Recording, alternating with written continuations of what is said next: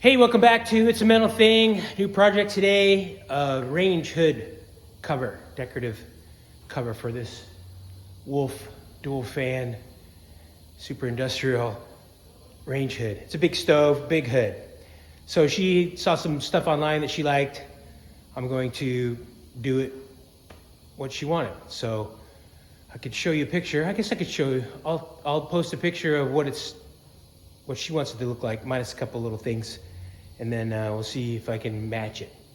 Anyway, so yeah, let's get going on that. Before we get going, hit the like button or subscribe. Hit the like button at the end because you're gonna like it. Subscribe now or subscribe again later, whatever you want. So let's get after it.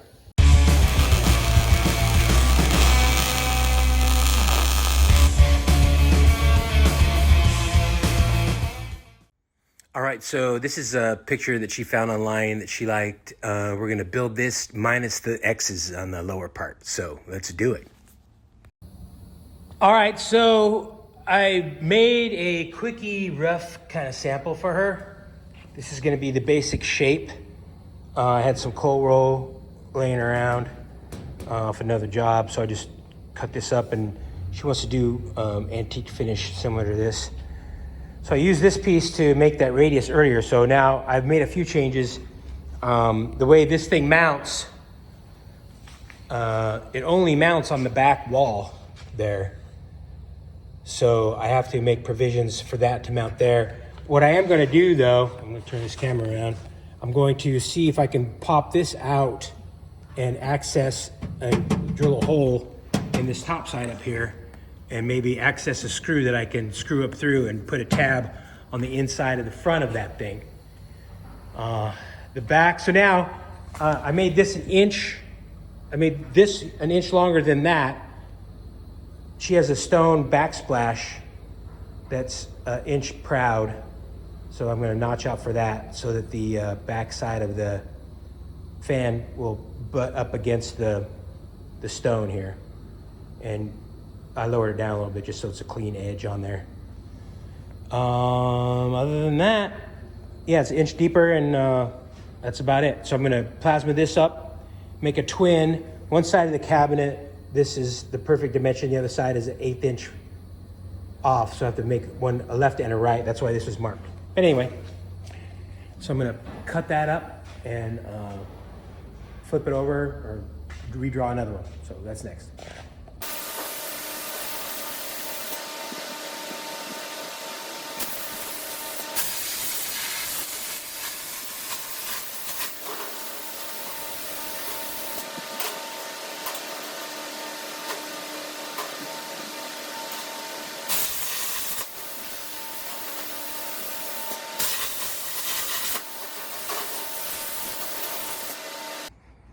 These are cut up, ground up, smoothed up.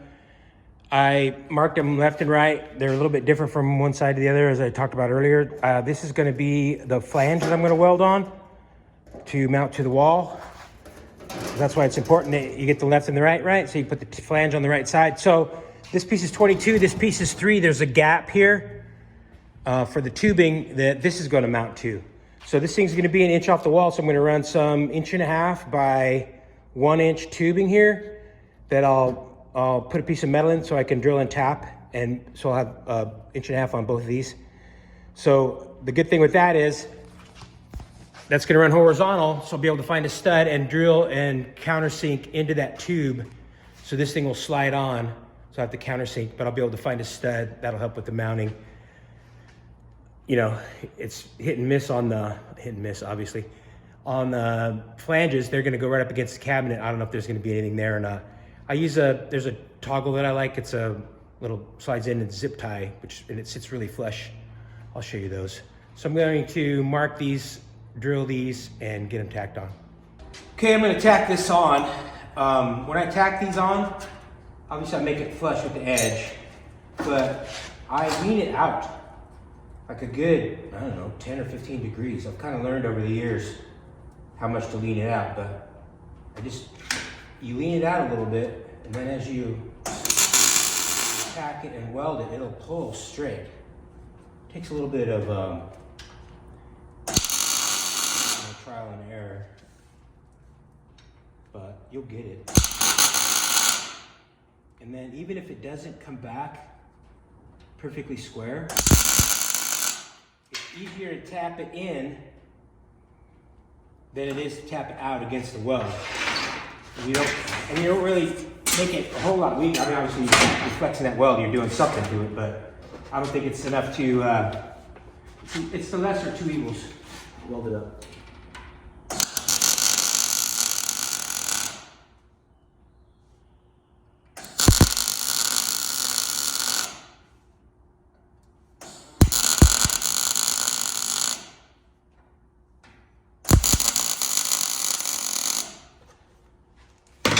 I'm just doing little welds. I don't put too much heat in it. But let's see what happened here. Oh, not quite. Almost there. Man, just a little bit. So just a little tap with the rubber dead blow and it'll pop back. So these will be pretty much done. I'm gonna get a hold of the homeowner, see if I can go out there in the morning and put these up.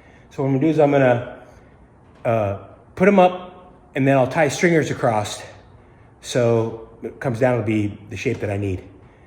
So I'll probably even take the tube out there, I'm not sure, but we'll figure it out tomorrow. All right, so I'm on the job. Whenever I go to bolt something up, and I don't know if anything's big there or not, I drill a little pilot hole just to start. That way, if it is something behind there, you're not too big of a hole, you can't put a lag bolt in. We're running 1/4 inch lags on these, so I drilled through and there's plywood, felt like plywood. I asked the homeowner, should you add a shear wall, so there's some OSB or something on there, so that'll help with the mounting. So the next step is I'm gonna mount this piece. I'm gonna get the other one out and mount it. Oh, I use this poster board for 2 reasons. One, to protect the cabinet, but it doesn't really matter because you're not gonna see where this goes if you ever did do some damage on there. But also 2, for a little bit of a space. So this adds up to, maybe 3/32. No, less than a 16th. So I don't know, it's little. Same thing on this side, so that when it's built, there'll be a small little gap there. So I think overall I might have like an 1/8 inch gap overall. So 1/16 on each side, which is fine. I just want to be able to get it in there and not have any issues later. So give yourself a little bit of love, get some poster board and put it on there. All right, it's done, it's mocked up. It's ready to go back to the shop, get the face put on it and the front piece. I'm gonna get all that on so it stays square. The back 2 bracing, they're gonna stay. That's part of the structure. I'll probably put some tabs on that top bar up there so I can screw into the wall, just to give it a little bit more strength. Most of the weight's gonna be held by the backsplash, so that's not that big of a deal, but this will, up on top, will help with any kind of leverage it may have. It's a little bit bigger gap on this side just because the cabinets aren't quite square. It's tight in the back and a little bit of gap in the front, as opposed to over here. I'll be able to, because I put that poster board in there, I'll be able to scooch it over a little bit and just make the gap even. It's not that big of a deal. The top is just floppy right now. I didn't want to put a brace across the top because I was afraid it was going to char the paint that's there, even though there's poster board behind there. I didn't want to char their new cabinet. That part too you'd never see. It's going to be behind the cabinet or behind the fan when it's all up, but people don't like their brand new cabinets getting charred, even though you'll never see it. So I'll just make sure that the gap or the width on the front is even and square. So with that bracing in there, I should be able to square that. But once that curve piece is in there, it ain't gonna move. It's not gonna twist or do anything weird. It's gonna be self-squaring. So if I keep it all braced up like that and put that front cover on, it'll be good. So that's gonna be next. I'll get this down and back to the shop and roll that piece and get it tacked in. All right, back at the shop. I'm gonna cut this piece that goes in here. I have some remaining material off of this original sheet. It's 16 gauge coal roll. The reason I got 16 gauge is because I just have to roll that. It's like 40, almost 42 inches wide. and that roll wouldn't be happy on anything more than that. It's still gonna be a little bit tricky to roll that, but it should go all right. So I want it to fit inside here, right? So the seam is on the face. I'm not gonna weld these solid because there's gonna be a piece of 1-inch flat bar that goes on here. There's gonna be 4 of them. One here, one here, one here. With the rivets. I'm not using rivets. I don't have a rivet gun. I have a way to rivet them. I bought some little metal balls off of Amazon with threads on the back. It's like a bolt. It's like for bedazzling, if you want to bedazzle your belt. So I'm gonna put that, I'll tell you that later. Anyway, so all the seams are gonna be on the front here. It'll get covered with a piece of flat bar that goes on here. This bottom I have to weld solid. There's just gonna be 2 pieces of trim here. There's a 1/2 by 1/2 little detail on the top and the bottom, and they come back. I marked these out. This is where the cabinet ends, or begins. So you have the die in here, so that's an important dimension for me to maintain. I did it on both sides. Luckily, I remembered before I left. That was a concern. The cabinet's already painted. I didn't want to use a marker or anything, so I put this tape on here, use a ballpoint pen. So I'm gonna cut this length here. I'm gonna measure what it is. Again, when you're rolling stuff, you have to cut long. The top is gonna be flat. I'm not gonna roll, like the first 4 inches of this is flat for the trim on the top, what do they call that? It's wood. I don't know what wood is. Ceiling, I don't know what it is. Crown molding. Crown molding. Yeah, so this top part is actually flat.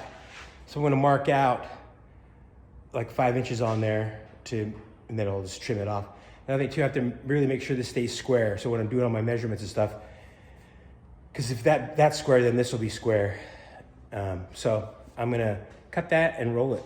Oh, another thing I have to do too is clean this up. This roll, has a lot of gnarlies on it. All this stuff will get embedded in that steel and it has to be nice. So I'm gonna spend some time with the DA while this thing is running and smooth this up to keep from putting any bunch of little scratches in it.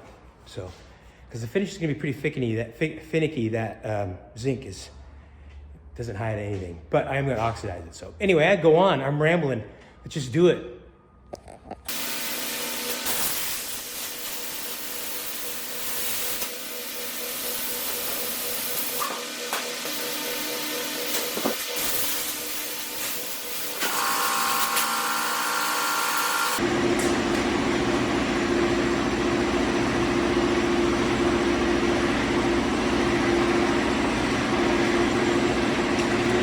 Okay, it ended up fat 7/8, so in between 7/8 and 15/16, so it'll work. I'm gonna sand this up, clean it up, and then I'll put that in the roll. Show you that. All right, the top roll is cleaned up as good as it can be. I cut this piece, it's all ready, it's smooth, square, ground up. I put a mark on here at 4 inches just to make sure I don't go past there. I don't know where the roll's set. I slid it in there, but we'll see if it even rolls yet.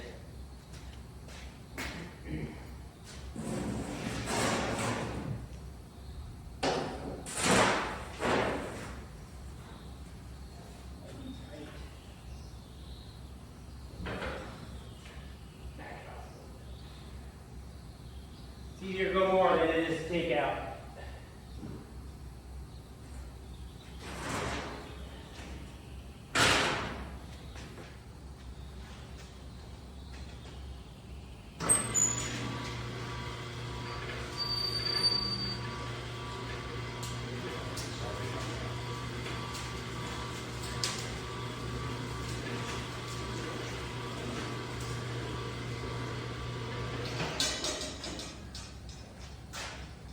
Way more on this side than that side.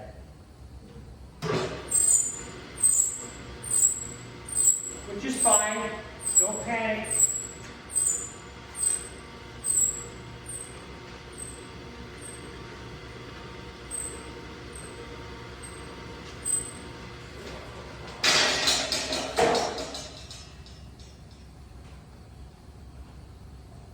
There's no real gauge on this. It's all cast. There's some machine stuff that it's really hard to get a dimension on where the rolls are, the relationship to each other. I usually just like stick my finger in that little notch there. That's my big gauge.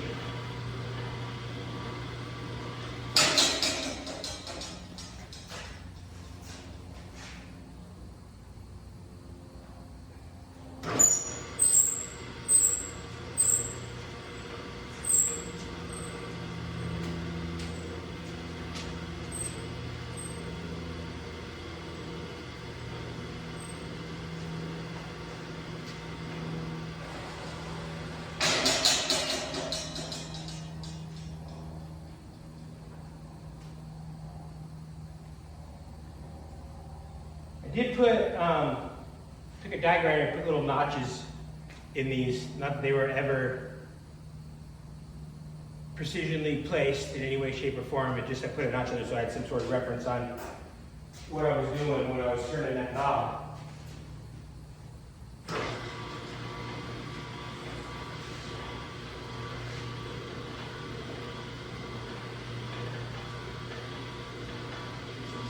That might be it there.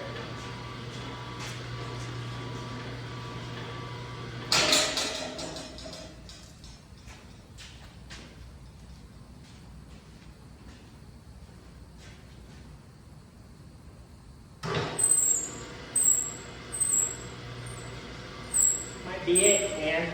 It's too much for sure, but you can flex it out a little.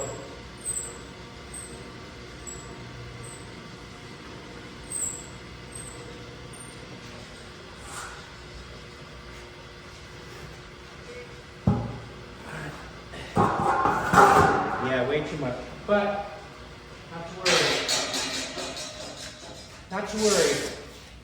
Flex it out.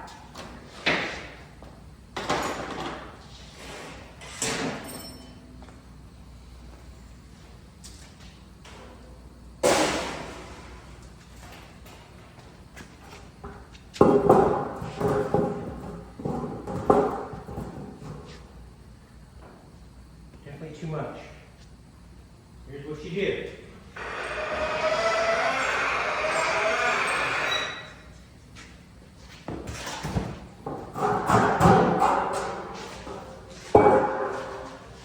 Gotta be careful. You don't want to dent it. You don't want to like lay it on something and have it. Put a dent in it. Probably be doing this on a blanket actually.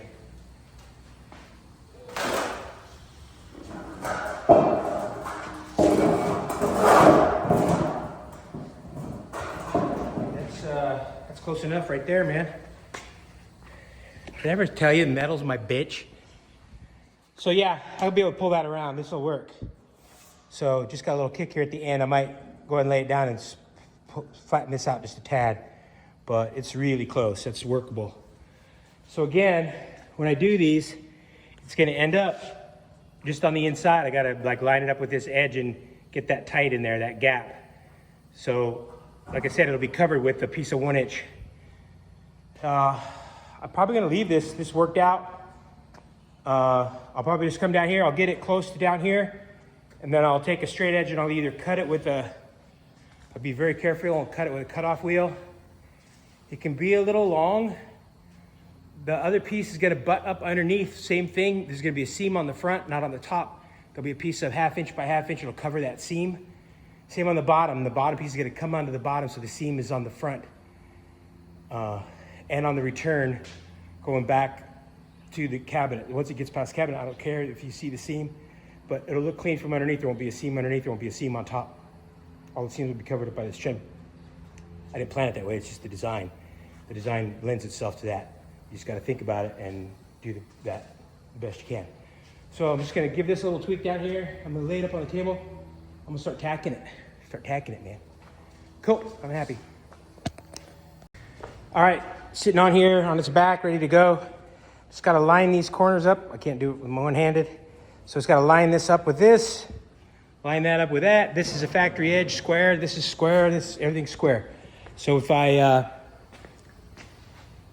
keep everything lined up square, it should end up square, hopefully.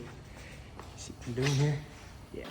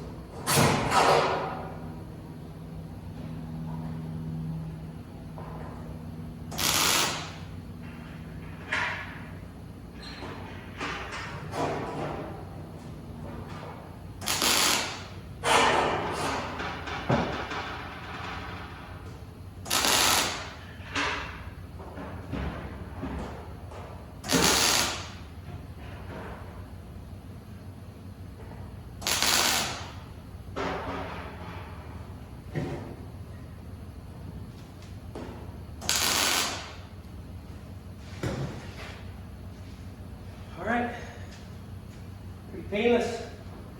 Pretty painless. So, pretty good all through here.